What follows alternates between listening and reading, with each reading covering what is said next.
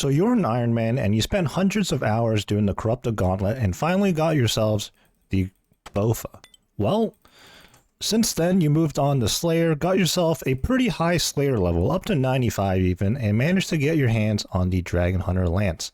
Along the way, you also picked up a few pretty huge upgrades like the Amulet of Rancor and the Confliction Gauntlets, but you don't necessarily have everything just yet.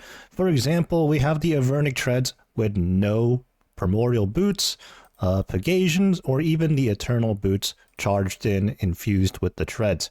So there's definitely gaps here and there, and, well, I have the Muletas as my offhand, but that's mostly because I don't have a Dragon Defender. But hey, maybe you don't know how to do Theater of Blood. You haven't got around to that yet, so you don't actually have an Avernic, which is what I would have on my group Ironman here. So you have a few pretty significant pieces of gear, but it's also a mixed bag with some pretty basic Ironman mid-game stuff like the Fighter Torso. You're finally going to go into some Chambers of Xeric and you don't have any friends to do it with. Well, we're going to be doing the baby CM layout here. And if I can just figure out where my pre-pots are, in my Chugging Barrel, we're going to have a Divine Super Combat. We're going to eat up with a Tuna to get back to 99. We're going to Angler to get to 121. And hey, maybe you spooned us Imbued Heart and saturated it. Nice little pre-pot, although not necessary at all. Let's go ahead and grab a extended stamina and a surge potion because we've been doing our herb lore. And let's get started on this, not a solo CM, but a solo baby CM, if you will. Of course, getting the Dragon Warhammer after you get your Bofa is very important. It's going to help you do a lot more content, a lot more raids. Unfortunately, our second hammer misses. While this is going to be your first solo Chambers, you have dabbled in TOA. It is a much easier time to get into TOA early compared to the other two raids. So you managed to get yourself a Fang. Maybe you don't have the Fang kit though. You got to run a 500 for that. And you also have a Light Bearer. These two are the most common drops at TOA in terms of purples, and they're actually very, very powerful, very good to have. In fact, that's kind of the running theme in each raid. At Chambers, it's very great if you pick up the Dex Scroll and the Arcane pretty early, and man, I am absolutely messing up here. But you know what, the point is, you know, in me messing up, you don't have to be perfect. I'm not doing this 5-tick method at all correctly at all, but we're okay. But as I was saying, the 3 raids, there's a running theme. At TOA, it's really nice to get the Light Bearer and the Fang early. At Chambers here, the Dex and Arcane Scrolls for your prayers. And at the Theater of Blood, the Avernic. Can't really think of a second item, really. I just stood in the wrong spot there. Let's just pretend that didn't happen. Yeah, the Avernic would be a very good piece to pick up early at the Theater of Blood. Can't really think of a second item. I suppose the Sangstaff would be pretty nice. But anyways, let's revert our focus back here to the... I keep wanting to call this a solo CM, but it's not. These days I mostly run CM, so that's kind of just what I refer to this raid as. But currently we are doing the full layout in regular mode, and the purpose of doing this run in this specific setup, you know, we don't even have our Quiver or Fire Cape, or Inferno Cape equipped, I should say, is to showcase what it would be like after you've got your Bofa, you know, your hard-earned Bofa. You spent hundreds more hours after that doing Slayer, and you finally have some pretty big pieces of items and you're ready to do raids. Now, the Muleta is a bit of a meme. I think I mentioned that already, but it is what it is. Alright, let's go ahead and scav here. We got through Tecton, we got through the Crab Room. I was going to say no issues, but we were kind of trolling our way through both of those rooms. You know, I was so busy on, you know, getting us situated as to what this video is going to be about. I did not do that correctly at all. But hey, you know what? If it's your first time or, you know, pretty early on in your experience with Chambers, you are probably going to mess up quite a bit. So goes to show, you know, nothing has to be perfect, and especially in a normal chambers, you don't get punished quite as hard, and you can afford more mistakes. Let's go ahead and build the chest here. We are going to be prepping, nothing crazy. So let's go ahead and put away some stuff. Make sure we have room for our kindling to pick up our axe and our tinderbox and start chopping. Now do bear with me on this run here because my inventory looks really weird to me. In fact, I don't even know where half the things are. I just slapped together this gear, this inventory. Didn't put too much thought into it. I had to actively downgrade everything.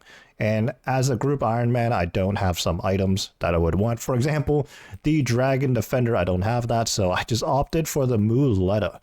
In which, by the way, I think is the equivalent to like a Steel Defender, if I'm not mistaken. So, yeah, that's pretty interesting.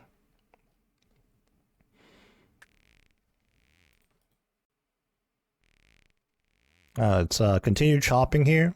Some of the gear downgrades I decided to do are maybe a little bit questionable. Like, for example, the fire cape. You know, someone could be very well equipped to do the Inferno after acquiring the Bofa. It is very achievable, especially these days with the power creep in the game and all the knowledge, all the guides that are out there to help people get their first cape. It is definitely very achievable, but I just opted for the regular fire cape. And since we're using the Bofa, we don't actually need a ammo saving backpack. The what is the regular thing called? The accumulator, assembler, you know, things of that nature. We don't actually need it. It does provide range bonuses, but if you're strapped for space or something, or you just don't want to do as many switches, you don't need to bring it if you're rocking a Bofa. All right, Ice Demon is going to spawn. Let's head into shared storage here. Make sure we grab our pots again. Let's overload and enhance. And we do have Burning Claws, so let's go ahead and equip that. And since we're mimicking a run where, you know, we're fresh to chambers, what I am going to do is I'm going to try and avoid using Rigor and Augury. Let's pretend as if we didn't have those just yet.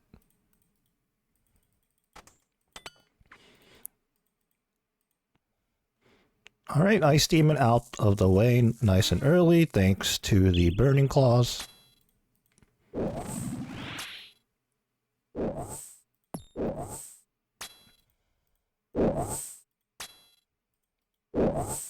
Ideally, we would have wanted to safe spot the Shaman, make it jump, but that's okay. If you don't get the Shaman to jump nice and early, might as well just start, you know, hugging the walls here. A good trick is to walk one tile, then run another to skip a tile. And that should manage your run energy pretty nicely while dodging those poison bombs.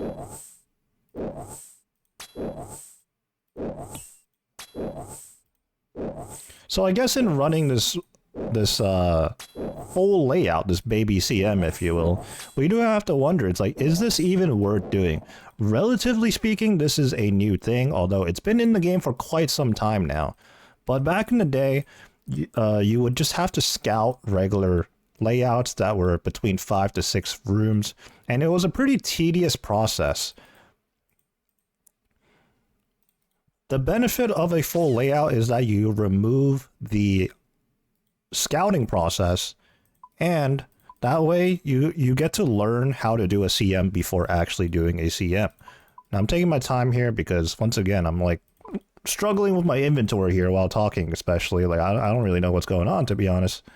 I don't even think I got a spade. Yeah, we're a mess right here. Things are not going to be going as smoothly as they should. But once again, you know, if you're new, these are things that you have to learn and smooth out. So in a way, I'm inadvertently showing what it's really going to be like, or might be like, doing the raid when you're new to this.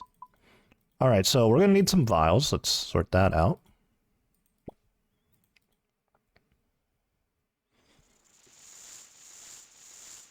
But yeah, in this raid, we're going to do our best to avoid using Rigor and Augury, which we obviously have, but for the purpose of this video, we're not going to do that. Unfortunately, Baby CM's this full layout came at a time when I was already well past this having any actual use for me. I already knew how to do solo CMs. By that point, I already did like over 1,000 of them. So different situation for me here, but I'm very curious to see whether or not new players that are just, or not necessarily new players, but players that are just now reaching the stage, if full layouts are, one, viable in terms of points, and two, if they are beneficial as kind of like a bridge between regular chambers to challenge mode chambers. So I guess we will be testing that. We'll be trying it out and seeing what kind of consensus we can come to.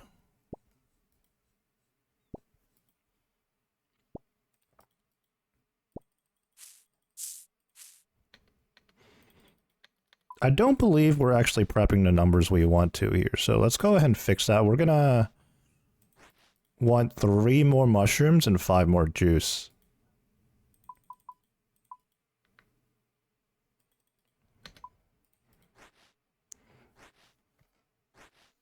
For those interested, I do have a specific guide out there on how to do solo CMs, and obviously it is very applicable to just the full layout version, the baby CM, even though that is a solo CM guide. Right here, I'm going to be doing my best to explain things, but as I'm recording live and doing this live with an entirely new setup for me, it may be a bit of a struggle. In fact, right now, I'm struggling to do the prep, but for those familiar, I do have a very systematic way of prepping that I've worked out over my many runs, and typically we'd be prepping in a much quicker fashion than we have so far. But that's okay, we get the job done. I think we end up with 13 juice and 8, well, I should say 13 brews and 8 restores in this situation, which is probably going to be more than enough.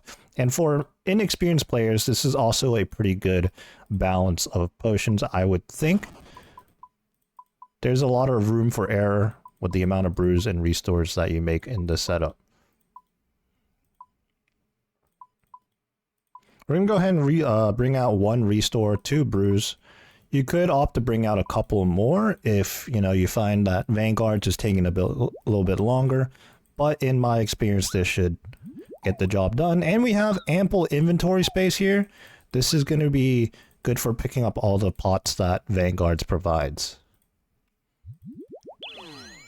Let's go ahead and summon our Thrall here. Now, one thing we cannot change is our Thrall and how long it lasts. Because I am a Grandmaster, and heck, even when you reach Master Tier, you do have an extended Thrall time. Now, this is actually an interesting situation here at Vanguards. Vanguards in regular chambers have a much lower health pool than they do in challenge mode. And in fact, the threshold... Oh, there I go using Rigor. The threshold is so low that it's actually a challenge to try and do as little damage as possible in order to not reset the Vanguards. You kind of have to intentionally nerf yourself here. So we're not going to be using any offensive prayers here. Just going to chip away at that melee Vanguard there.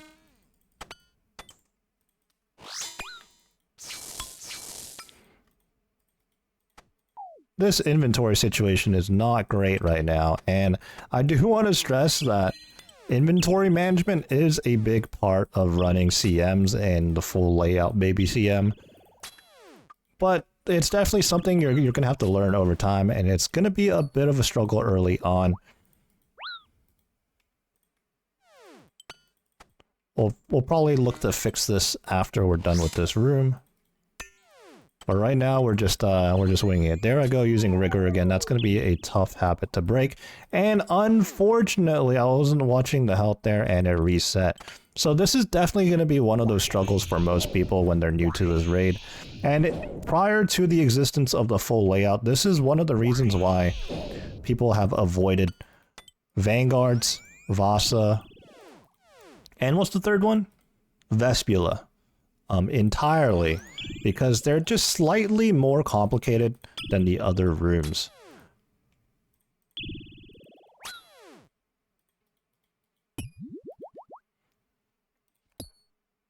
So we're just gonna have to stay patient here because we can't really hit the major or the melee at the risk of resetting them, and we can't really run over to the melee right now.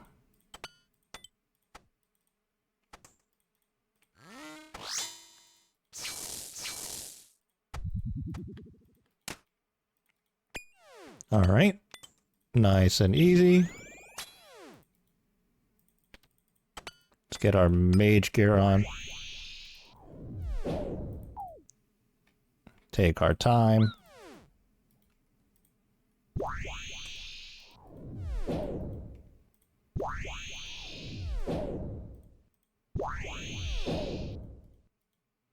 I'm going to be using the Titan prayers primarily here.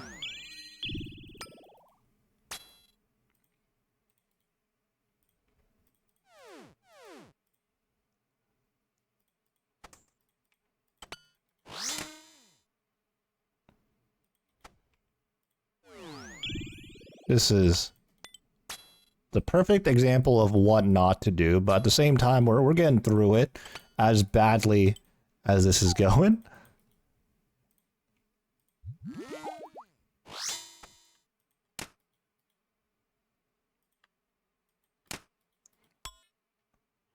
One thing is, currently I don't know what my max hits are, and it's very important to know what your max hits are, not only for this room, but also at Phase 3 of Ohm.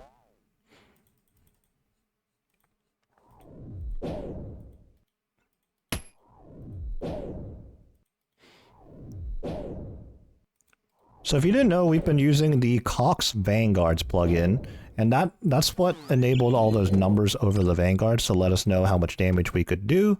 And now that the numbers are gone, that just signifies to us that we can safely finish off each Vanguard without the risk of resetting them. So let's go ahead and do that now.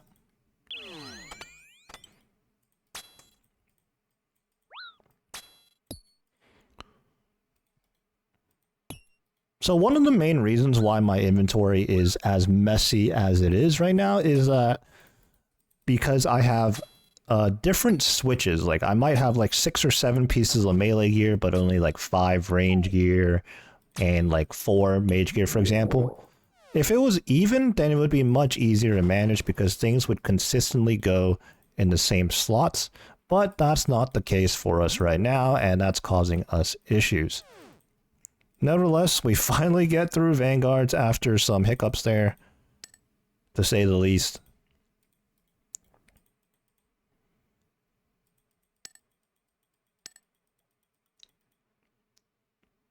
So a key difference between the actual CM run, the actual challenge mode run, and this baby CM, let's coin it, is that there's actually no time limit. I mean, even if you do miss the time limit in a real CM, you do miss out on the dust and kit rolls, but in terms of your points and your purple chances, it does not affect that. So for those people that might be looking to make the jump to challenge mode and you're afraid about meeting time or something, 2 things. For one thing, the time is absolutely free. Way back in the day, even when I was learning, and this was before all the quality of life changes that they've made into this raid to speed it up, I never once missed the time when I was learning. Okay, I don't know why I'm putting stuff into private. I think I've been doing a decent amount of team chambers lately, and I definitely have to, access private constantly for that. But that's not the case when we're doing a solo. Right here, we're going to want more brews than the other items, and we can actually go ahead and bank most of our mage gear. We are going to have to keep our trident on us, potentially. Actually, no, let's go ahead and bin the trident as well. We won't need that. Let's go ahead and overload.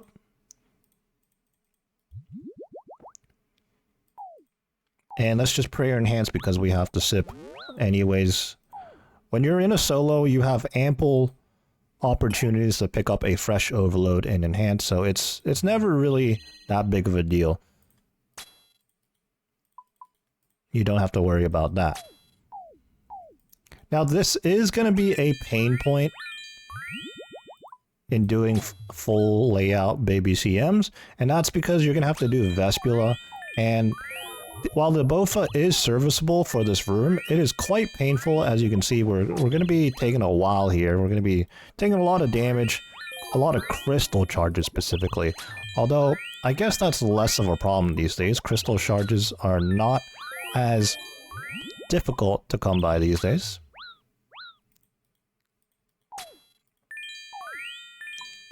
Oh, we have quick prayer set to rigor. That's not what we want. Let's go ahead and fix that.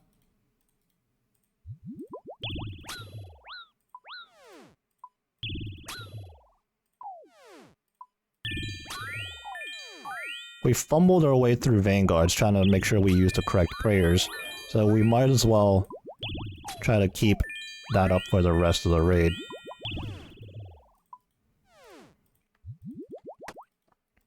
So Vestibule drops a fresh overload enhance as well, so let's go and pick that up just because, why not? You can also just choose to leave that on the ground. You'll be getting more even later in the raid. Alright, right here, as we make our way through the raid, let's make sure to heal back up. And there's even a chest right here, so we can grab more brews, which we're likely going to need because the next room here is going to be Tightrope. While the Majors don't do too much damage to you, the Rangers will hit pretty hard, even in regulars. Here at Tightrope, there are some fancy skip methods and whatnot, but in a regular run, definitely just do take the time to do this room as intended, fighting the Majors and then the Rangers. And as I said, the Majors really don't do too much damage, it's the Rangers that you have to worry about, but in a regular, they don't hurt as much. In a challenge mode, you really have to be on your toes here. When it comes to the Rangers, they absolutely smack. Something you can do to mitigate the damage is, well, I don't really have a great example here, but in between hits, you can swap into some armor that's better range defense. For our case, I think it's really just our face guard. I don't know if, yeah, the torso is actually less defense than our crystal body, so the most we can do right now is just swap our crystal helm into the face guard.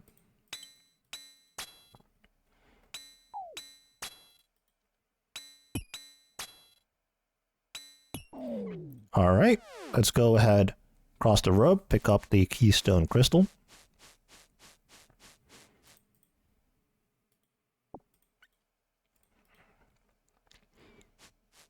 So we're currently 20 minutes into the raid right now, and I suppose in a small layout chamber, you would probably be at Ulm right now. But keep in mind, we're doing, you know, a kind of like a learner run here, and while we are 21 minutes in and we're not quite at Ulm yet, we do have 21.8k points, which is really, really nice. And we're only going to rack up a few more points.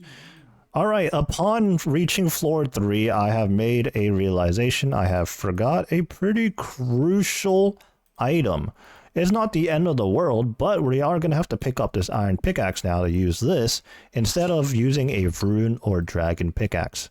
It does make a pretty significant difference.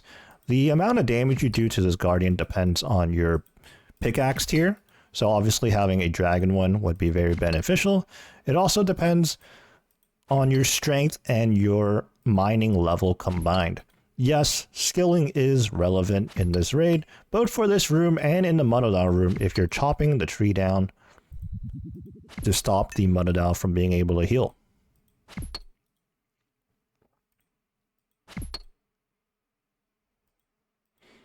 You know, I knew I would have a lot of space in my inventory, but go figure, we forgot something.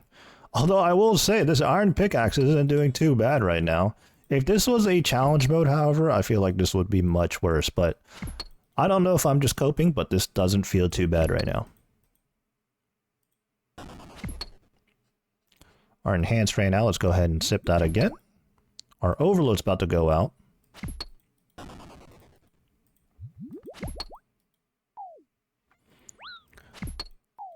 So naturally in this run we have made a lot of mistakes to say the least, and one of them is we currently have our Dragon Hunter Lance in our inventory. There's absolutely no need for that.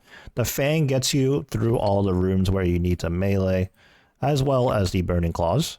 The Lance, honestly, once you get into the raid and once you get to your first chest, you can actually go ahead and put away that Dragon Hunter Lance.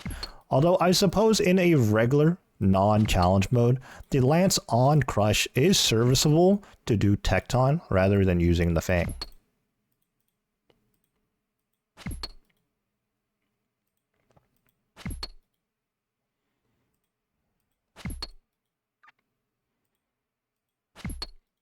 Wow, imagine how much quicker this room would have been if we brought our dragon pickaxe in. Or even a rune one. But there we have it. Alrighty. We're going to try to employ the Vasa teleport skip here. You can see I have this tile marked, and what we need to do is run over it. Okay. Well, we're going to fail this. Well, you know what? Things are not going to go right on your first couple of runs, and that's okay. Heck, things are not going to go right no matter how many runs you've done. You're going to make mistakes. Things happen. It is what it is.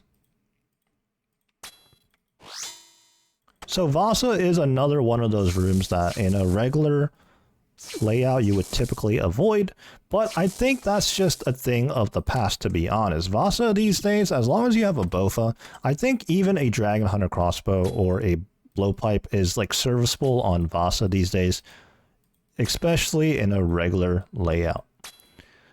When it comes to Vanguards, I can definitely see why it would still be avoided in a regular raid, just because of those incredibly low thresholds, HP thresholds, while the weapons in this game that are available to you only become stronger and stronger. So that's Vasa done with. Pick up some brews. We have so many brews, not only in our inventory, but in the chest right now, actually. So by the time we get to Ulm, it's not going to be an issue at all. Heading into Mystics, let's go ahead and put our Salve Amulet on. I did remember to bring that. Forgot the pickaxe, though.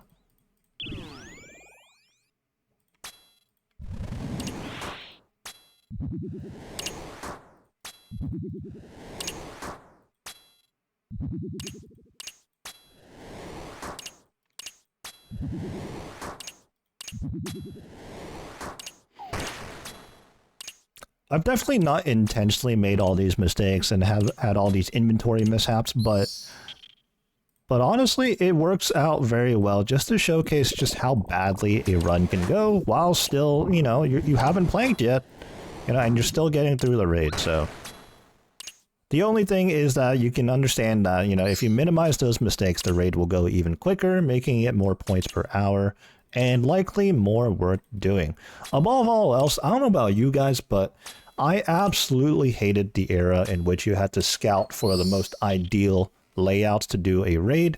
With the full layout, once you learn it, it's the same consistent thing every time, and it is fun to learn it and then gradually improve over it. And when you're doing hundreds upon hundreds of raids, trying to get your ancestral or trying to get your twisted bow, it is nice to fall into like a consistency, something you can reliably do over a long period of time. Also, I don't know if you noticed, but all we did was pre-pot into the raid. We did bring one prayer pot just in case, but we didn't even end up using it. So, in a weird way, despite this raid being much, much longer than the old small layouts, you actually use less supplies. In those small layouts, you often have to bring like a range pot, a super combat pot, some prayer, restores, and brews and whatnot, or even some hard food.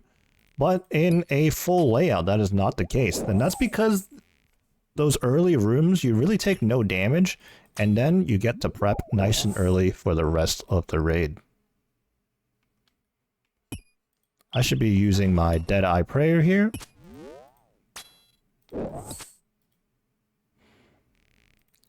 And in talking so much, I didn't even realize when my enhance expired. So let's go ahead and get that up and running once again. The tree has finished. Let's go ahead and dump our claw specs here.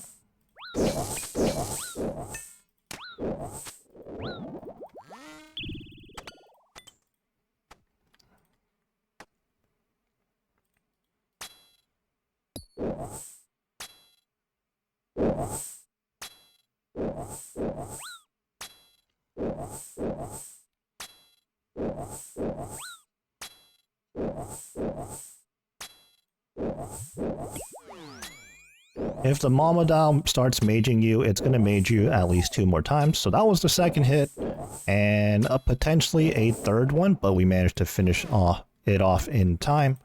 But that's something to note. When it switches attack styles, it'll always do it at least 3 attacks in a row.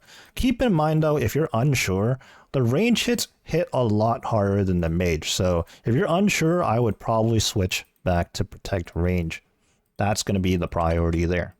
All right, let's swap into our melee gear here. And since we accidentally brought the lance with us this entire time, go ahead and equip that.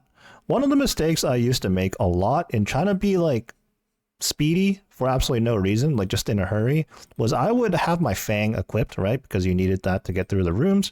And I would neglect to pull the Dragon Hunter Lance out from storage. So yeah, when it comes to making it to Ulm and gearing up for that, just take your time, you know? There's no need to like potentially save a couple of seconds, but really because you mess up, you end up wasting way more time than that.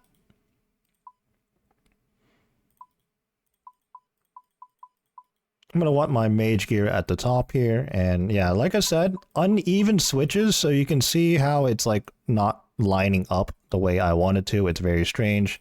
Like I don't have a cape switch for range, for example, and I don't have leg switches for melee. It's very, very strange, but we will definitely manage. Make sure we have our overload and enhance. And something that you can do just to really maximize your resources is, well, for one thing, we're currently sitting at 56 health. So let's go ahead and brew now. Back up.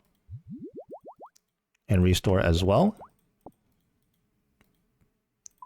So you want to top up to start with, but also you can drop a brew and a restore on the ground. And right now we have 2 minutes on our enhance and overload. We can re-overload before we go in. So we're going to want to grab, I don't know, let's say 3 restores. And the rest brews. Typically, I would rock with 2 restores, but just in case things go wrong, our prayer might get drained more. I'm going to bring the 3rd one in, because I also feel like 7 brews is ample, more than enough. We also have our stamina, that's very important for solos. So we're going to go ahead and overload and enhance now, even though we still had like 2 minutes left. That way, our stats are up and we can restore. And this is why we had those dropped earlier, so we can pick those back up. We still have 3 restores. 7 brews, and let's head in. I really hope I didn't forget anything. I think we're okay. And let's get started here. Unfortunately, hammer misses. A little rough to start here.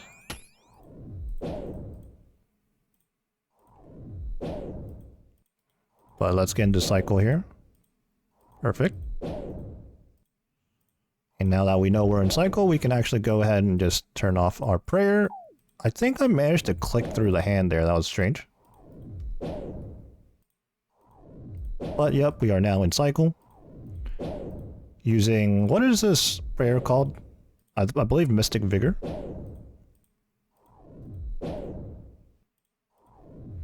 Mystic Vigor and Deadeye. Okay, I actually fell behind a tick there, so I'm going to have to miss a hit. But if you're doing 3-0 mage correctly, you're going to be taking 0 damage.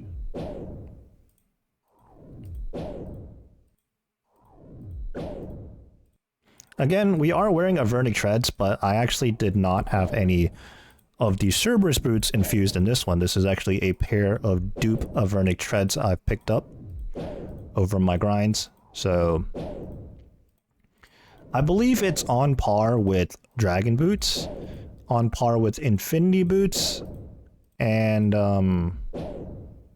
they may or may not have some range bonuses built into it, but obviously nowhere near as powerful as when it's infused with the Cerberus Boots.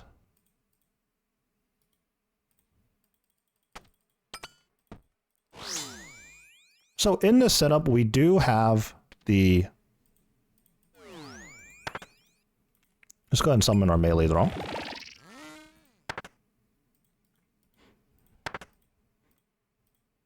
In this setup, we do have the, you know, I'm not going to lie, I don't remember what I was going to say.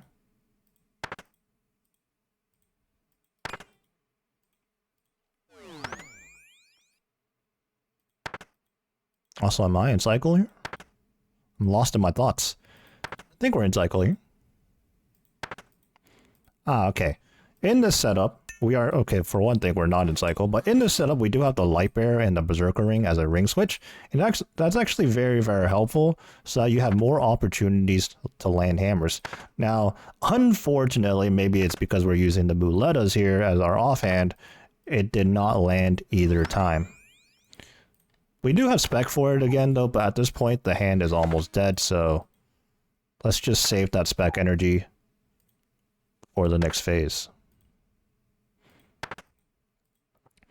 And in a regular, because remember, this is a regular full layout and not an actual CM, things are much lower defense.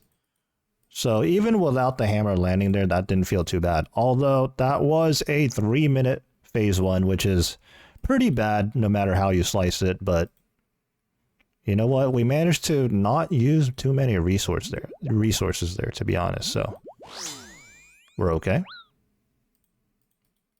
We finally get a hammer to land.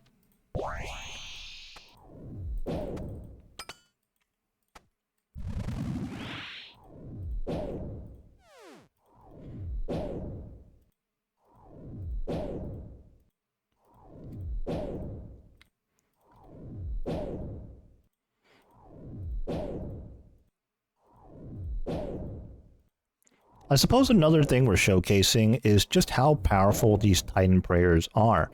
The Mystic Vigor and Deadeye are so good in combination with this mid-tier gear we're using right now. You know, back in the day, you had to start chambers without Rigor and Augury, although, you know, Augury wasn't as important back in the day, you really just wanted Rigor. But at least there's kind of like a middle ground, a stepping stone towards those prayers now.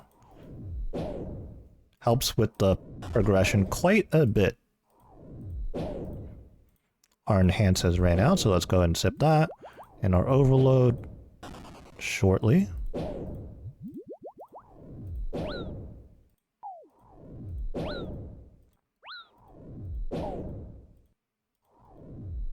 Again, this setup, you know, it's under the understanding that you did the Corrupted Gauntlet grind for the Bofa.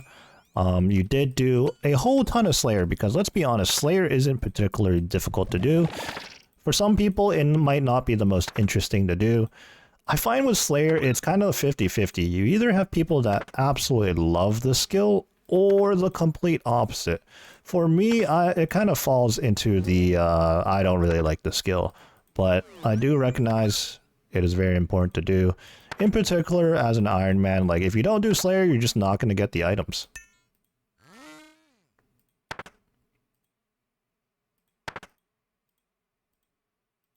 So it is what it is.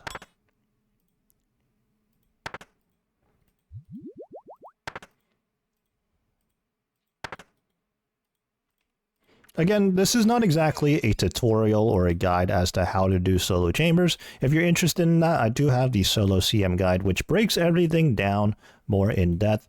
Right here, this is more of a showcase with the gear we're working with and just how viable this is. So I'm pretty sure for the last two phases here, I was not really in cycle with the 4-to-1 method on the melee hand. But again, this being a regular, we're hardly taking any damage. We're making a ton of mistakes, and that's okay.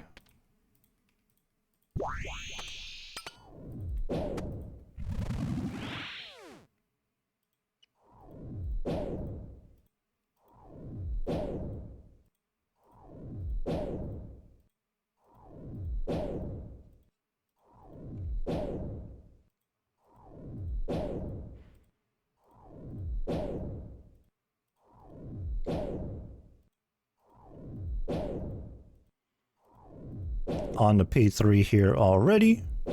Keep in mind on P3, do remember you have to finish both hands in a small window at a time. So as we chip away at the mage hand here, we're not actually trying to finish it, we're just trying to get it down to about one shot. Earlier at Vanguards, I mentioned that it's important to know your max hits, and it's important to know it at Vanguards, it's important to know it here at P3 Ulm. Currently, I don't actually know my max hit. I'm going to wager it's like a 45. So around there, I'm going to be careful not to hit it again. So one more hit right here. I'm going to hit a 16 right there, I believe.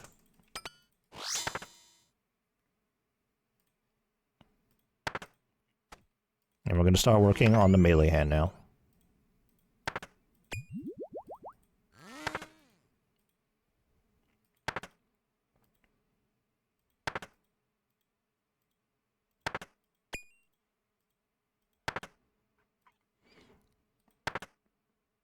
If I could provide a tip for how to do solo Ohm, not specifically on the exact methods, but what you should prioritize, I would say that always keep the head turning. If you're struggling to keep in cycle, or trying to start the cycle even, focus on turning the head. This way you're going to take less damage, and when the head is turning, it gives you more of a visual indicator to work on your timing as to when you should hit, or maybe when you should be running to one side to another. Also, we just skipped the flame wall there, and the way I'm doing the 4-to-1 method enables us to do that. If you're not comfortable with it just yet, maybe do bring in some form of waters. Although being on Arceus Spellbook for Thralls is very important for mage running. You do have some alternatives though. For example, you could bring like a water vial or even a watering can. So there's been various ways people have brought in some form of waters. So we almost got ahead of ourselves there, and we ran the risk of resetting the hand. That would not have been great. Although we do have the resources to once again do P3 if that was the case, but obviously something you want to avoid. And I do recommend finishing the melee hand first before you finish the mage hand, because you do run the risk of not being able to hit the melee hand, as a healing shield does pop up. As we transitioned into the head phase here, I defaulted to a 4-to-1 method, which is for a 5-tick weapon like the Dragon Hunter crossbow or the Twisted Bow. Obviously, the Bofa is a 4-tick method weapon, and there is a 5-to-1 head phase method, but I'm not too familiar with it. So as such, we're opting to do this blowpipe running method, if you will, and that's simply click the boss, run a tile, click the boss, run a tile, rinse and repeat. It's not great, but we're not going to be missing any hits, and we're going to still be turning the head a little bit. We are going to take a decent amount of damage in return, although this being a regular, once again, we're really not taking that much damage. It would be a completely different story if this was a CM, but we're okay. And a regular scale chambers, as long as you keep your health above 30 or so, you should be safe. In a challenge mode, 43 or higher. Those are the numbers to your health that you should look at. But that is the raid complete. 41 minutes and 19 seconds, 48,000 points. Now, if you clean this up, get a couple more reps into you, get familiar with your inventory, you can easily do this in a much quicker time. But our takeaway from this is that it was not so bad, even with all the mistakes we made in the learning process. I mean, we only used 3 doses of brew and all of that, which is kind of crazy. And wait, 1 restore? Is that right?